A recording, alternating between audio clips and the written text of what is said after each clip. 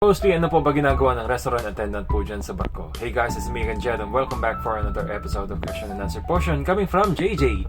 So JJ, ito, regardless kung nasan ship ka, so depende yan sa class na mapupuntahan nyo. Meron kasi mga Oasis class, Icon class, especially yung bago ngayon, yung Icon, ako mas malaki yun. Mas marami sigurong areas kayo na mapupuntahan doon.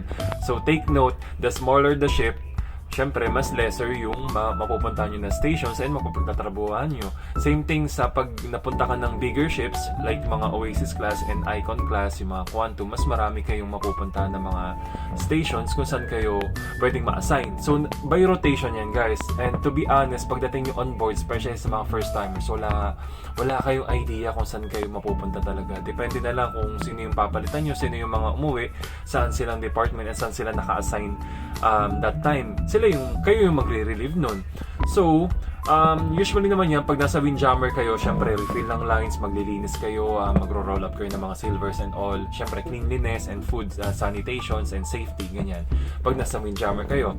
And then, mapupunta rin kayo ng room service. Syempre, pag room service naman, magdi-deliver kayo ng mga foods na order ng guest na mga ayaw lumabas. Then, ayaw nila pumunta ng windjammer. Like, ayaw nila pumunta ng any dining area. And then, merong crew mess. Yung crew mess, dyan kumakain yung mga crew. So, kayo yung magsuserve, and then kayo magpe-prepare ng lines and all. Syempre, cleanliness din, sanitation, USPH, ganyan pag nasa US yung biyahe nyo. So, yan. Meron, pag nasa Oasis class kayo, merong Johnny Rockets. Yung Johnny Rockets, sorry guys, hindi pala. So, meron din kayong yung mga candy shop, yan, pupunta kayo dyan kayo mag-duty, by rotation naman yan. And then, Sorrentos, yan, magre-reliever din kayo doon, or yung iba nandun sa may Cafe Promenade. So, depende yan kung saan kayo i-assign. So, yun lang naman, mostly ginagawa ng assistants and serving of foods, and cleanliness, and of course, syempre, yung mga by greeting ng guest na pwede na maganya. Actually, lahat naman. So, yun na naman guys, mostly lang ginagawa ng restaurant attendant. Mostly service yan.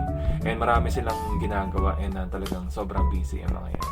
But then, yun nga guys, basta pag may nag-open na position na assistant waiter or anything na position na gusto nyong applyan, mag-apply lang kayo on board. Mas madali yan pag ganyan. So, yun na naman. I hope I answered your questions, JJ, and question rather.